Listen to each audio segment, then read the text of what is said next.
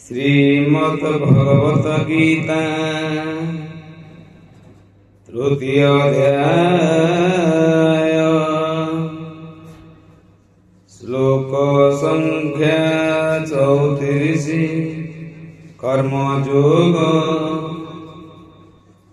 इंद्रिय स्वइंद्रियस्यार्थे राग द्वेषौ व्यवस्थितो तयोन्नवशमागच्छेत् तौ ह्यस्य परिपन्थिनौ। अतः इंद्रिय भोग्य विषय वस्तु प्रति जीवर साधारणतः राग द्वेष थाए, किंतु व्यक्ति इंद्रिय एवं इंद्रिय भोग्य वस्तु मानकर नियंत्रणाधीन हेबा उचित नुहे, कारण एगुड़िक आत्मानुभूति लाभ मार्गरे प्रतिबंधक अटंती। भावार्थ, जो माने कृष्ण चेतनारे थांती सेमाने साधारणतः भौतिक इंद्रिय सुखभोगरे मातिबाकू भल पाती नहीं, किंतु जो मानकर ए चेतना नथाए सेमाने प्रामाणिक ग्रंथ बा शास्त्र निर्देश मानिबा उचित।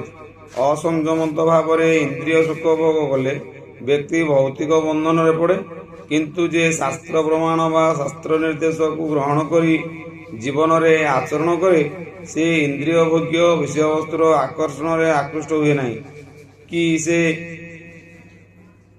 पाइले पड़े नहीं।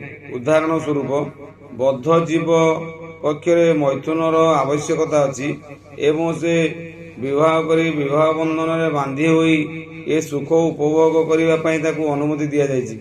व्यक्ति निजर विवाहित पत्नी व्यतीत अन्य स्त्री रमण करने को शास्त्र में मना अछि। अन्य स्त्री मान प्रति जे मातृतुल्य व्यवहार करने को निर्देश दिया जायछि। ए सब शास्त्र निर्देश सत्वे पुरुष अन्य स्त्री सहित जनसम्मत स्थापन करने को इच्छा करे, किंतु ए प्रकार मनोवृत्ति को त्याग करने को पड़िबो। ता नहले यह आत्मानुभूति लाभ मार्ग प्रतिबंधक सृष्टि करिबो। जे पर्यंत भौतिक शरीर अछि, जे पर्यंत शरीर आवश्यकता अछि, शास्त्र निर्देश अनुसायी संयत भाव में इंद्रिय सुख उपभोग करने को अनुमति दि जायछि। तथापि आंभ मानकू ए प्रकार अनुमति उपरे भरोसा करिबा नहीं। व्यक्ति अनासक्त भाव में यही नियम गुड़िक पालन करने उचित, कारण नियम अनुसायी इंद्रिय सुख भोग कले सुधा पथभ्रष्ट होबार बहुत संभावना अछि। जेपरी राजपथरे मध्य आकस्मिक दुर्घटना संभावना अछि, सेहीपरि संयत भाव में इंद्रिय सुख भोग कले सुधा स्खलनर संभावना अछि। राजपथरे जेपरी दुर्घटना न घटे सेथिपाई बहुत जत्न निया जायछि, तथापि दुर्घटना जे न घटिबो ए अभव्यवाणी केही कहि परिबे नाही।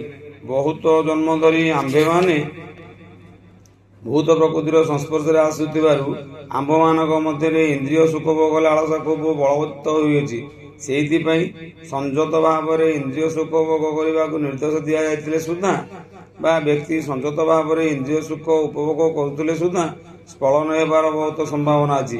तेणु नियंत्रित भाव में इंद्रिय सुख भोग करने कामना को मध्य त्याग करने उचित।